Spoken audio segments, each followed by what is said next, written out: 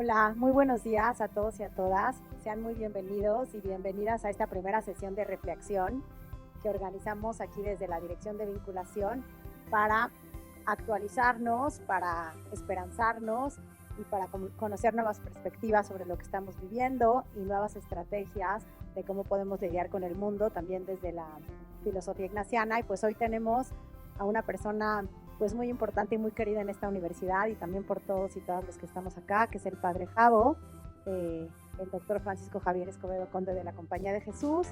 Y bueno, hoy nos va a hablar de la esperanza como práctica política y comunitaria. Pensamos que es muy importante y muy bonito que podamos abrir con esto a propósito de todo lo que está pasando en el mundo, todos estos reacomodos geopolíticos que a veces nos pueden llenar de desesperanza y de sentir que no podemos hacer nada, que todo lo que está pasando está más allá de nuestras fronteras y de nuestras manos y que a veces parece ser que la única forma de resistir es con el aislamiento y con regresar un poco al individualismo y el Padre Javo tiene otra propuesta que no nada más es teórica, sino es práctica y política y por eso lo quisimos invitar. Entonces voy a leer una breve reseña del Padre Javo y después le vamos a dar la palabra.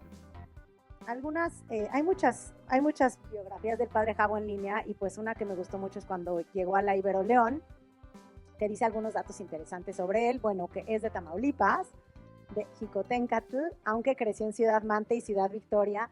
Pues eso lo hace muy interesante, Padre Javo, realmente, porque sí, es muy diferente que ser chilango, ¿no? Bueno, es sacerdote jesuita, es licenciado en Psicología Clínica por la Universidad Nacional Autónoma de San Luis Potosí, maestro en Desarrollo Humano y doctor en Investigación Psicológica por la Ibero Ciudad de México. Cuenta con estudios en Filosofía y Ciencias Sociales por el Instituto Libre de Filosofía de la Compañía de Jesús y Teología por el Colegio Máximo de la Compañía también. El Padre Javo ha sido académico y director del Departamento de Psicología, Educación y Salud en el ITESO, nuestra universidad hermana, y bueno, también aquí en la Ibero ha dado clases y ha tenido una acción muy participativa desde el Departamento de Psicología, ¿verdad, Padre Javo? Y bueno, actualmente es responsable de Cultura Solidaria en la Universidad Iberoamericana León, donde impulsa iniciativas de vinculación social, solidaridad y compromiso comunitario desde una perspectiva ignaciana, orientada al servicio, la justicia social y el cuidado de la dignidad humana. Pues Padre Javo, muchas gracias por estar aquí, eres muy bienvenido. Y bueno, esto también lo acabo de olvidar, y aquí está el Padre José Luis, esto también lo organizamos con el Centro Universitario Ignaciano. Muchas gracias, Padre José Luis, por hacerlo posible y a todo el equipo del CUI. Y bueno, pues siempre en vinculación es todo mucho más fácil y más bonito. Padre Javo, adelante. Bueno, buenos días a todas, a todos. Pues sí, soy de Jicotenca. Me llamó la atención que hasta allá llegaba la biografía. Ahí quedó el ombligo, como se dice allá en mi tierra. Ahí queda el ombligo, que ya no es mucho orgullo decir que soy de Tamaulipas, por las realidades que ustedes y yo conocemos en el escenario de violencia. Es un territorio, evidentemente, que ha estado marcado desde hace muchísimos años, desde los 43 municipios que tiene Tamaulipas, creo que habitables, ahorita en habitabilidad y no en paz, ciertamente, quedarían unos 11 municipios. Ha migrado muchísima gente, ha salido, bueno, yo salí de allá, y muchos otros más. Y un estado que colinda, lo ubican perfectamente con el sur de Texas y con el Golfo de México, o no, si es de México es de América. Parece que tantito de América y tantito de América.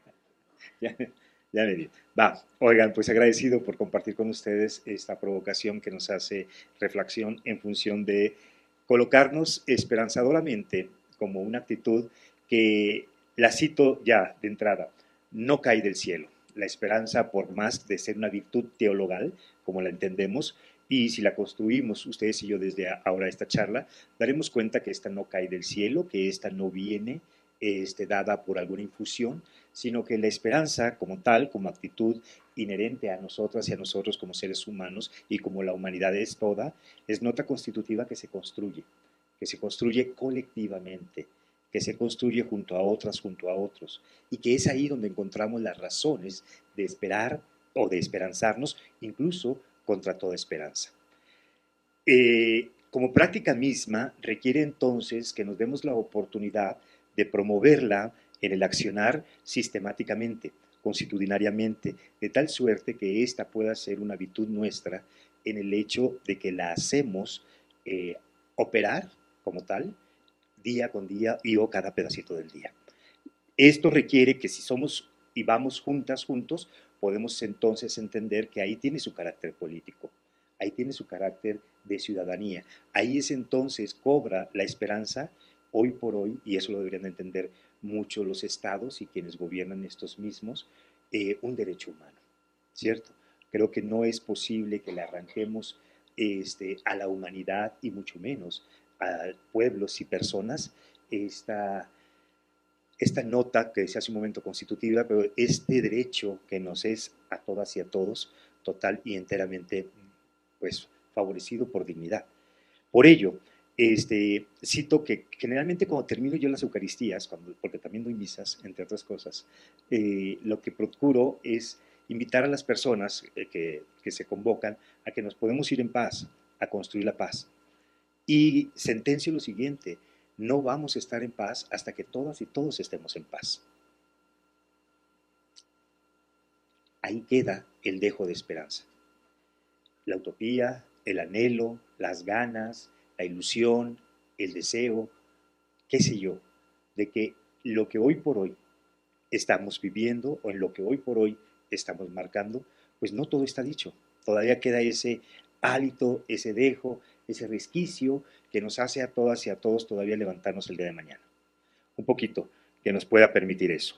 Y esto lo digo porque ese anhelo, ese deseo, esas ganas, ese afán que nos mueve a todas y a todos, como lo pudo haber sido el día de hoy, a levantarnos de nuestras camas y salir evidentemente a la ciudad y a vernosla con esta ciudadanía, pues definitivamente tuvimos ganas de, un deseo de, un anhelo de. Y aquí es donde yo quiero invitarles a ustedes que pensemos cuáles son nuestros anhelos, nuestros deseos. Si yo tuviese esa capacidad de tener aquí una lámpara maravillosa que pudiera cubrir y cumplir y satisfacer los deseos de ustedes, ¿qué le pediríamos a esa lámpara? ¿Qué queríamos para nosotras, para nosotros? ¿Qué estaríamos necesitando aquí y ahora? ¿Qué deseo podríamos tener? ¿Qué anhelamos? Yo, honestamente, desde hace muchísimos años, quiero paz. Paz, y ahora que cité Tamaulipas, quiero paz y en paz total para todas y para todos. Eso no se me quita día con día y no es algo que lo haga en forma voluntarista o obligatoriamente o decretadamente. No, no, no. Es el anhelo, es el deseo, son las ganas de ver escenarios de habitabilidad en paz. Yo la paz la deseo, la anhelo. Y cuando no la experimento, entonces deseo desear la paz. ¿Y ustedes? Para Ignacio es importante que el deseo esté en la y el ejercitante. Sí han hecho ejercicios espirituales San Ignacio por aquí algunos, ¿cierto? Sí. Y nos hemos dado cuenta que en muchas de las anotaciones Ignacio le invita al ejercitante a que en momentos totales y enteros de vacuidad, de no tener certeza o en la incertidumbre o en los momentos más desolatorios, ahí se desee y se desee incluso desear. Y eso es importante porque solo y solo así, en ese deseo, podemos ir caminando, podemos caminar, tender, favorecer el movimiento hacia adelante, sobre todo cuando es difícil desear en tiempos de antipatías, de apatías, de escenarios en donde la división, la polarización, la posverdad o el populismo, que eran terrores y que se instalan en el mundo hoy por hoy y que generan precisamente estos monstruos, este populismo, esta polarización y esta posverdad generan dinámicas desesperantes, dinámicas desolatorias, de desencanto, de desilusión. Y creo que ustedes y yo estamos siendo testigos ahora en muchos escenarios, en nuestra casa común, a la que llamamos planeta Tierra, en donde países enteros están marcados precisamente en formas dictatoriales en estas tres P's. ¿Sí me explico? Polarización, populismo y posverdades, que de una u otra manera invitan a la persona humana y al pueblo entero a vivirse en el desencanto. ¿Por qué? Porque se filtran ahí también miedos, se filtran ahí culpas y se filtran definitivamente monstruos gigantes que hoy por hoy la psicología atiende, que es la ansiedad como fenómeno muy fuerte y la depresión, que puede aquí vincularse con. Por ello, entonces, la invitatoria a discernir los tiempos actuales nos puede favorecer a ustedes y a mí la posibilidad de ir, de tender de hacia adelante en forma que pueda ser más pensada y que nos permita entonces hacerlo de forma con más, no quiero utilizar todavía el término esperanza, sino lo quiero estar dejando para final en cómo esta la vamos a ir construyendo, porque estamos intentando de construir lo que en un momento dado ya tenemos introyectado por este mismo, por esperanza. Me sostengo mucho en esto que estoy platicando, en esto que estoy compartiendo con ustedes, en Boff, en Francisco, nuestro papa anterior, Freire también con el tema de la pedagogía de la esperanza. Estamos también abordando esto como marco de referencia desde Gandhi, un jesuita nuestro colombiano que tiene un tema importantísimo de trabajo, y Boff, que ya lo anunciaba ahorita, con temas de cuidado y esperanza y compasión. Y la mayoría nos invita, y Francisco lo hace así, y sobre todo Arturo Sosa lo trabajó en una convocatoria que tuvo en 2018 con todos los rectores de las universidades en Bogotá, invitando a que nos diéramos la oportunidad en esos escenarios geopolíticos actuales, en donde, insisto, la desesperanza se filtra, nos demos la oportunidad de afinar el olfato político, que nos es a todas y a todos constitutivo. Este olfato político es más nada que desde el discernimiento ustedes y yo podamos luego entonces ir hacia los datos reales, a los datos que nos sostengan en evidencia y que nos permitan en una forma colectiva construir el dato que nos dé la certeza de una ruta crítica, para que podamos avanzar. Afinar el olfato político es oler el territorio en donde la producción, evidentemente el desencanto, de la desesperanza, de la desilusión, esté abonándose. Si somos honestos y podemos ahorita tener la oportunidad de ver nuestro territorio nacional, podemos encontrar expresiones que nos ayudan o nos invitan a vivirnos en estas maneras. Día con día, ustedes y yo lo sabemos, yo vengo de la tierra donde aquel célebre cantaba que la vida no vale nada, ¿cierto? Por cierto, 100 años se cumplió de toda su narrativa, de José Alfredo Jiménez, de Bonito León, Guanajuato, y que ahí se respetaba al que ganara. Entonces, la invitatoria y la narrativa instaurada, que no es privativa de esa región de Guanajuato ni del Bajío, sino parece que impregna todo nuestro país, es precisamente una narrativa donde parece que la vida no vale nada. El domingo pasado, en un campo de fútbol, en la comunidad de Las Flores, en Salamanca, fueron asesinadas 12 personas y otras tantas quedan todavía en situación crítica. Una numeralia que parece no dijo nada. ¿Sí me explicó? Una numeralia, una masacre con todo el rostro de terrorismo, ¿sí? Parece que no dice nada. Y esa numeralia que está ahí día con día en nuestro país, ¿cierto? Como en este mismo momento que yo puedo estar hablando aquí con ustedes, está ocurriendo la desaparición forzada, la muerte, está ocurriendo en nuestro país. Normalizarlo es un tema que desencanta, que desesperanza, que indigna, que enoja, ¿cierto? En esta dinámica, entonces, discernir la realidad a la que estamos asistiendo, creo que se convierte hoy por hoy en una obligatoriedad. Es obligatorio de nosotras y de nosotros. Porque de no hacerlo, entonces, la esperanza se nos irá más lejos, se nos distanciará más. Y en esperanza, contra toda esperanza, se requiere luego entonces que ese discernimiento no sea en solitario, sino se dé y nos demos la oportunidad de hacerlo en comunitariedad. Hoy más juntos que nunca se nos necesita para construir esperanza. Vuelvo a insistir, no cae del cielo. La esperanza se construye y se construye junto a otros que nos dan razones precisamente para ello, para sostener la esperanza y el deseo y el anhelo y la ilusión y o la utopía. Más juntos que nunca es una contracultura. Hacerlo todo en comunidad es un acto revolucionario hoy. Armar, no quito la palabra, juntar o hacer precisamente una sociedad organizada es algo que es obligatorio ya, porque esa actividad de hacerlo juntos, nos da la posibilidad de construirnos futuros mejores, presentes dignos y futuros mejores, y futuros más dignos. Este tema, insisto, es contracultural, es revolucionario, es evidentemente una ética superior que se nos obliga, que se coloca, y que en ese ejercicio de hacerlo es ir contra lo que domina, es ir contra lo que se establece. Es decir, al poder establecido no le gusta, no nos quiere, no le servimos juntos. ¿Sí me explico? Se nos quiere aislados, polarizados, divididos. Así somos de más rentabilidad política, económica y electoral. ¿Sí me explico? Ese es un tema importante.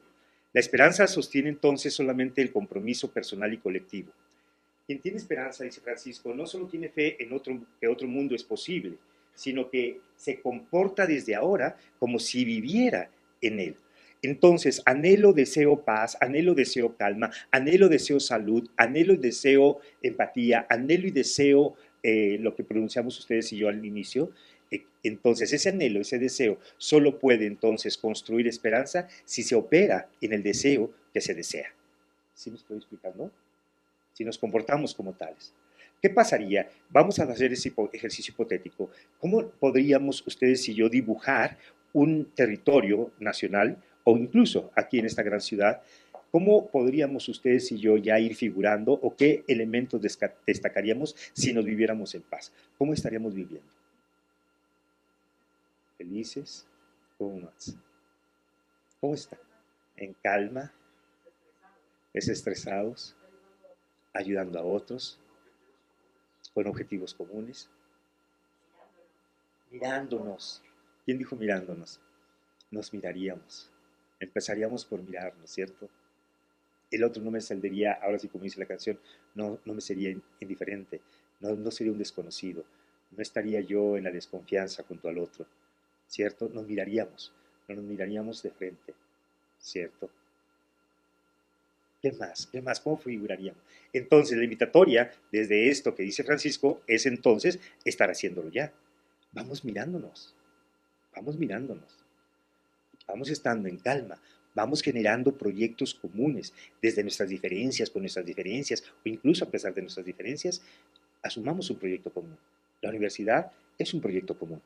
¿Sí me estoy explicando? De todas y de todos. Y lo hacemos desde cada quien su trinchera, de estudiante, de colaborador, de académico, de administrativo, de donde estemos ubicados, teniendo un proyecto común. Ese tema es de lo más importante, porque entonces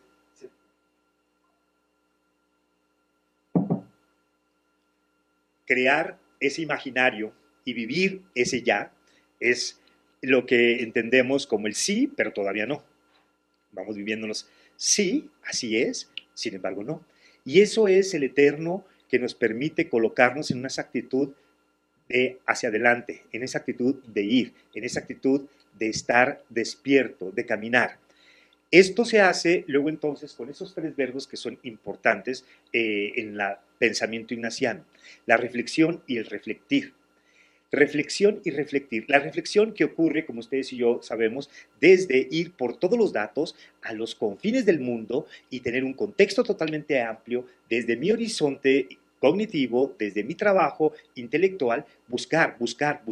Dice Ignacio, mucho buscar, mucho examinar. Esa es la ruta del discernimiento. Mucho buscar, mucho examinar, mucho dejarme afectarme, para que entonces después me dé la oportunidad de ese dato con evidencia sólida, entonces sí discernirlo. discernirlo a la luz de lo que ya tenemos como referente. Para Ignacio y evidentemente para los que tenemos una impronta cristiana, pues el referente es la persona de Jesús, la persona criterio es él mismo. Entonces, desde esa referencia, desde ese referente, o podemos tener nosotros cualquier referente, cualquier persona criterio que nos pueda normar en ese sentido una ruta y que nos permita el dato construido examinarlo. ¿Para qué? Luego entonces, desde ahí, en ese ejercicio de doblarme, que es una actitud también muy humilde, el de reflectir, el de doblarme, no solamente al intelecto ni al afecto, sino a algo que es muy rígido en nosotras y en nosotros, que es el ego, ¿sí me explico? Y que son nuestros miedos. Doblarme ante mis miedos, doblarme ante mi ego. Y luego en ese ejercicio, el poder hacer el subir, el emerger con un dato nuevo que me permita construir una posibilidad de diálogo con el otro. Construir en ese sentido implica que nos demos la oportunidad de favorecer, insisto con esto, ¿sí? el construir ya una realidad junto a otra, no un pensamiento común, sí respetando los diálogos, sí respetando las mesas en donde podamos colocar ahí los distintos saberes, donde podamos colocar ahí los distintos pensares y por supuesto sacar un común que nos permita desde la diferencia, con la diferencia y a pesar de la diferencia, tener una mesa donde se construye la esperanza, donde se teje la esperanza, tener una mesa en donde estamos artesanalmente, ¿cierto? Orgánicamente, como es la tendencia, construyendo la esperanza. Esto permitirá entonces que ya estemos ustedes y yo viviéndonos en un tema que es de piso común para todas y para todos, el cuidado como cultura. Porque entonces, como decías Marisol, cuando nos miramos, ¿sabes? Miro lo que es diferente a mí, miro lo que es distinto a mí, miro lo que es plural y luego entonces ahí empiezo una actitud totalmente compasiva, de admiración y por supuesto de amor, que en ese territorio ya estamos cuidando. El etos que cuida para Boff, para Del Toro y otros más, es darnos la oportunidad de reconocer que así como la nota constitutiva de esperanza nos es común, así el cuidado también nos es común. De tal suerte que cuando nos sumamos en un proyecto común, cuando hacemos una sumatoria de esfuerzos, cuando nos juntamos, cuando hacemos comunidad, cuando hacemos colectivo, ahí ya está operando un cuidado que nos invita a todas y a todos a amarnos. Y en ese ejercicio de amar ya estamos cuidando. Y esa nota nos devela que entonces nuestros nominativos, nuestros nombres, no son Mónica, no son Marisol, no son Sergio, no son Javo, sino me llamo cuidado. Nuestro nombre es cuidado. Y eso es primigenio, eso es primero, eso es nota que se coló y que se colocó con nosotros desde nuestra conjunción como persona. El cuidado nos da identidad. El cuidado nos dice quiénes somos. Humanidad. ¿Sí me explico? Que nos distanciamos definitivamente de lo que venimos, ¿cierto? Un reino animal. El cuidado nos invita entonces a fortalecer la identidad. Y la identidad de saber quiénes somos ustedes y yo es un elemento que teje, que crea, que genera, que construye la esperanza. Porque entonces nos miramos y nos reconocemos. Y nos reconocemos luego entonces como afines. Desde nuestras diferencias, insisto, con nuestras diferencias y o a pesar de ellas, nos reconocemos afines. Y esa identidad nos da definitivamente la manutención de la esperanza. Fortalecer la identidad. No es solo cantar el himno nacional lo que nos da identidad. No es solo, ¿cierto?, respetar los signos patrios lo que nos da identidad. Lo que nos da identidad a ustedes y a mí como ciudadanos y co-ciudadanos en ese territorio que nos es común es el mirarnos, es el cuidarnos, es el querernos, es el ser buenos vecinos. Eso es lo que nos da identidad. ¿Sí me explicó? Y eso es lo que mantiene precisamente la esperanza. Cuando ustedes y yo estamos haciendo reflectir, ¿cierto? Se nos da como por añadidura la refracción. ¿Sí conocen ese término en física? La refracción. ¿A qué les suena? Luz. Okay. ¿Cómo es este fenómeno de la luz? ¿Refleja la luz? Es el prisma de todos los colores, ¿cierto?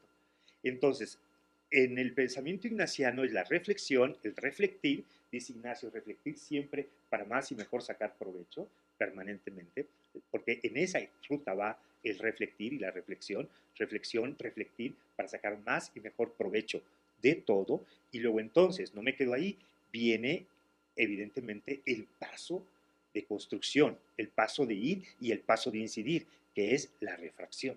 Luego entonces, con todo lo que ya elaboré en mi interior, en mi conocimiento, lo que hago es refractir. Lo que vino sale con un nuevo conocimiento, con un nuevo significado. ¿Sí me estoy explicando?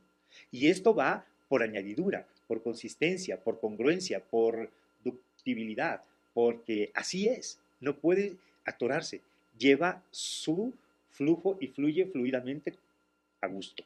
La refracción. ¿Sí me estoy explicando?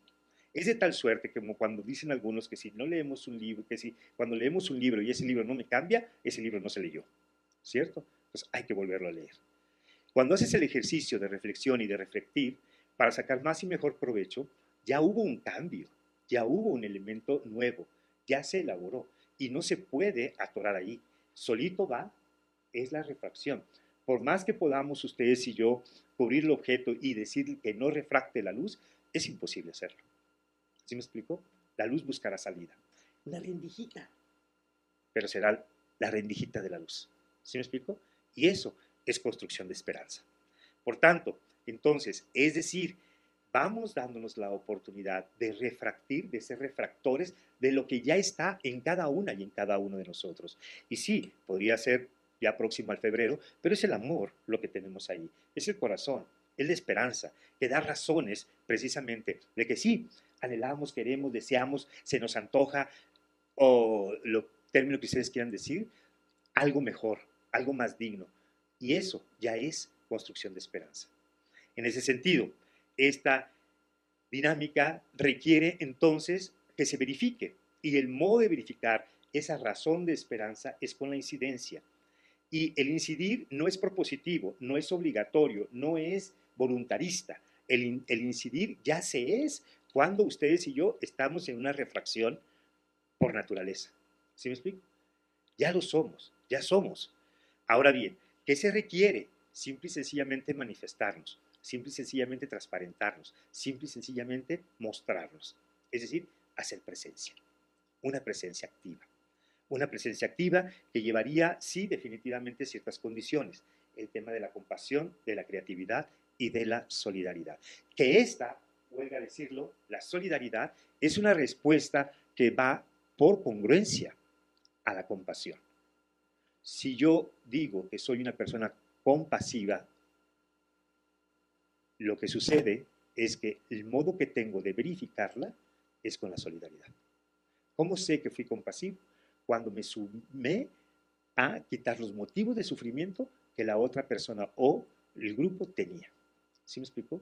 Cuando me sumé a ese esfuerzo. La solidaridad es la verificación de mi buen corazón. La solidaridad es la verificación de mi recta intención. La solidaridad es definitivamente la prueba de ser bueno. ¿Me estoy explicando? Solo y solo sé que soy bueno, que soy buena persona. Solo sé que estoy sacando mi mejor versión. Solo sé que soy ético. Solo sé que soy compasivo cuando soy solidario. ¿Sí me expliqué? En ese sentido, se incide. En ese sentido, se incide comunitariamente. Y esto ya es un ejercicio político. Lo que decía hace un momento, parafraseando a Sosa, afinar nuestro olfato político. Luego entonces, ese olfateo solo puede deducirse cuando tengo un ejercicio comunitario que junto a otros estoy favoreciendo un proyecto común. Y es cuando entonces podemos ser calificados como buenos ciudadanos. Y somos buenos ciudadanos porque cumplimos las obligaciones, rescatamos nuestros derechos, amamos la ciudad y somos buenos vecinos. Esa es la construcción de ser ciudadano. No es tener mi INE. Ser ciudadano es esto. ¿Se me explico? Eso es lo que me da mi identidad. Amar la ciudad, reconocer al otro, que es conciudadano mío, ser buen vecino y cubrir y cumplir las obligaciones que tenemos evidentemente reguladas para la sana convivencia. Pero por supuesto, y lo fundamental, el rescate de nuestros derechos, privilegiarlos. Y el derecho que tenemos es el derecho a que no se nos robe ni quite la esperanza. El derecho que tenemos es efectivamente a que tengamos la ilusión, el deseo, el anhelo de futuros mejores y más dignos. Y eso no se nos puede quitar. En ese sentido, entonces, discernir, construir, incidir, que son los lemas de reflexión, yo propondría sumar ahí reflexión, reflectir y refractir, que nos da definitivamente la posibilidad de habilitarnos como práctica política y totalmente comunitaria. Cuando ustedes y yo, entonces, nos damos la oportunidad de sumarnos a un proyecto que nos invite a estar en comunidad, cuando ustedes y yo nos damos la oportunidad de sumarnos a un esfuerzo común, nos convertimos definitivamente en creadores de esperanza, en actores de esperanza, en constructores de esperanza. Una esperanza que, insisto, hoy por hoy la podemos dejar muchas veces en un discurso de lugar común, como para los que vienen atrás de nosotros, y son la esperanza del futuro, ¿cierto? Los jóvenes. Sin embargo, hoy por hoy, ustedes y yo tenemos la posibilidad de desquitar nuestro ser persona íntegra, completa, con la construcción de un presente digno. Un presente digno que nos diga, ok, estamos deseando, anhelando un futuro digno también. Vivirnos en el presente digno es entonces reconocernos con la mirada, escucharnos y darnos la oportunidad de construir en una mesa total y enteramente la posibilidad de vida. El método para hacer eso, el paso 1, paso 2, el ABC. Ya nos miramos, ya nos reconocimos, ya tenemos los elementos a construir. Ahora démonos la oportunidad de dialogar. Ese es el método. El diálogo es el método para crear, para construir, para favorecer esperanza. ¿Sí me estoy explicando? El diálogo. El diálogo, insisto, que nos permita colocar posturas, que nos invite a colocar posiciones y que nos invite definitivamente a hacer eso, a hacer una actividad de vinculación, de decir el otro desde y con su saber y yo con mi saber, construimos un conocimiento nuevo que nos invita a vivirnos en una mesa en paz. El diálogo no solo es hablar, hablar, hablar y hablar. El diálogo es escuchar. El diálogo es escuchar. Y yo creo que aquí, al modo ignaciano, es escuchar más. Y creo que hoy por hoy, si somos todavía conscientes de los aprendizajes que pudimos haber tenido en pandemia, es que el oído y los ojos quedaron al descubierto. Porque el olfato y el gusto y el tacto se nos restringió. ¿Se acuerdan? Con el distanciamiento obligatorio, con el cubreboca, pues nos dejaron abierto el oído. Será tiempo entonces de escucharnos más. Será tiempo de mirarnos más.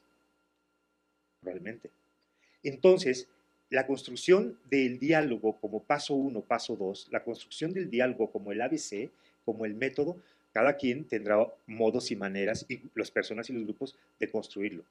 Obligatorio para ese diálogo sí es una mesa común. Es una mesa común.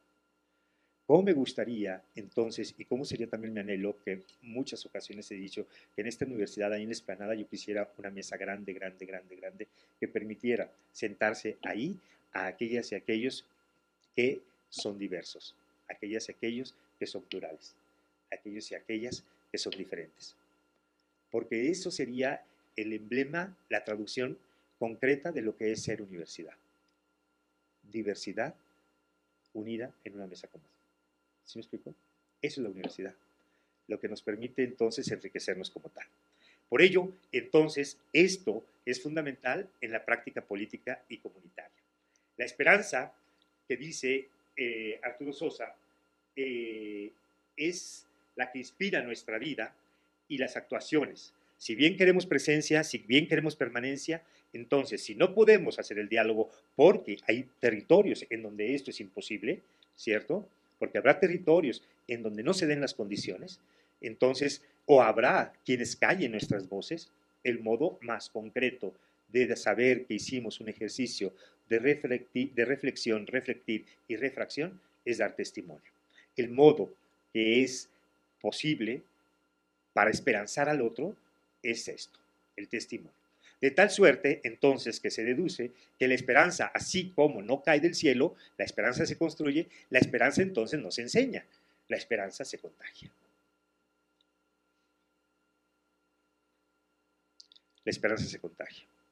Y se contagia desde el testimonio, desde esa aceptación verdadera de la diversidad, del pluralismo de ideas, de la capacidad de dialogar poniendo el bien común como prioridad y negociar las decisiones políticas para construir y para contribuir a lo que anhelamos y queremos, territorios de habitabilidad en paz, que nos distingan evidentemente en presente digno y que nos distinga como humanidad en ascensión, en evolución. Quedo con lo siguiente. Desde las diferencias, con las diferencias y a pesar de las diferencias, nos la podemos llevar a gusto, ¿o no?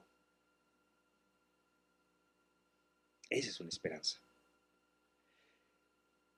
Dios manda vivir y hacer cumplir su voluntad. Y la voluntad de Dios y de todos los dioses es que vivamos en paz. ¿Cierto?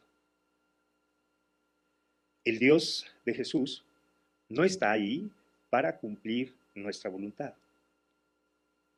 El Dios de Jesús está puesto en cada una y en cada uno de nosotros para que podamos, ustedes y yo, hacer su voluntad. Y la voluntad de Él es que vivamos todas y todos a gusto y vivamos en paz. Así, en paz, a gusto. No es hogar santos, no es prender veladoras, no es darse golpes de pecho, no es hincarme, no es por mi culpa y andar llorando por los rincones como la muñeca fea y sentirme una basurita en el ombligo de cualquiera. No, no, no, no, no, no. La voluntad de Dios es que vivamos a gusto, así, a secas. Y si nos damos esa oportunidad de vivir a gusto, mirándonos, reconociéndonos, favoreciendo la buena vecindad, somos buenos ciudadanos. Y para nuestros fines, somos excelentes cristianos. Si nos comportamos y vivimos de esa manera. ¿Cierto? Pues yo no tengo más nada que decir que este momento para mí, aquí y ahora con ustedes, ha sido en calma. Y esa calma me produce esperanza. Muchas gracias.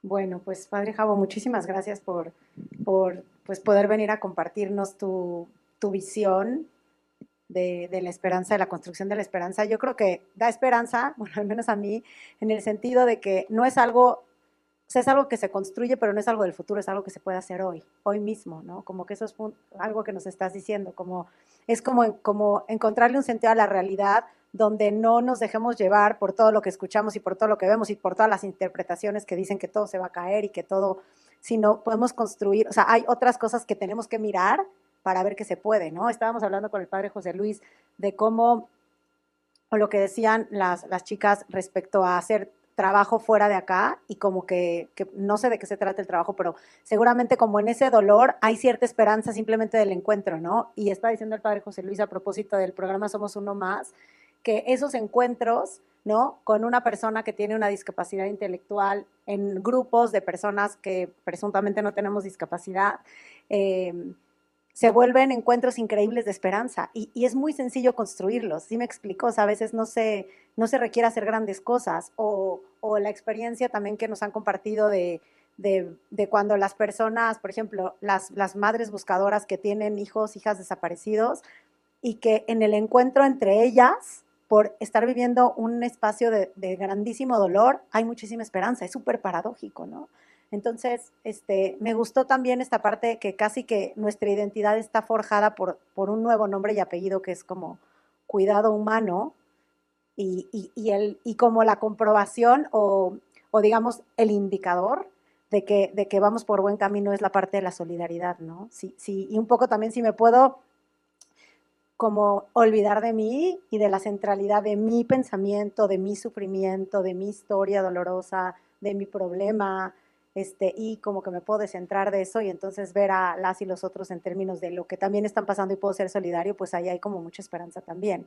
Entonces, no sé, me das mucha esperanza justo, como de que se puede construir y como dice Tania, hoy, porque pues lo único que tenemos es hoy, entonces pues solo por hoy construir la esperanza y, y ya a ver qué surge también, ¿no? En eso, ¿no? Y me gustó también esta parte de que no es como que la esperanza, o sea, sea algo abstracto, sino que casi que está en nosotros, ¿no? Como dices, la luz tiene que salir por, entonces, ¿cómo también lo que está en nosotros puede salir con los actos cotidianos, ¿no? Sí, totalmente, enteramente de acuerdo. Creo que ha hecho un resumen ejecutivo bastante bien, Mónica, de lo que intenté charlar o platicar con ustedes, pero que a veces ya, pues, las edades ya no son las mismas y mis mensadas que digo a veces también ya están sacadas de contexto. Pero la intención es que nos demos la oportunidad de animarnos esperanzadoramente, vivirnos en ese sí, pero todavía no. Es la construcción de la esperanza. Sí estamos ya en una realidad que anhelamos, que deseamos, que se nos antoja, que queremos, pero todavía no. Gracias por estar aquí. Me da gusto ver rostros conocidos y nombres conocidos. Muchas gracias. Nos vemos pronto. Gracias.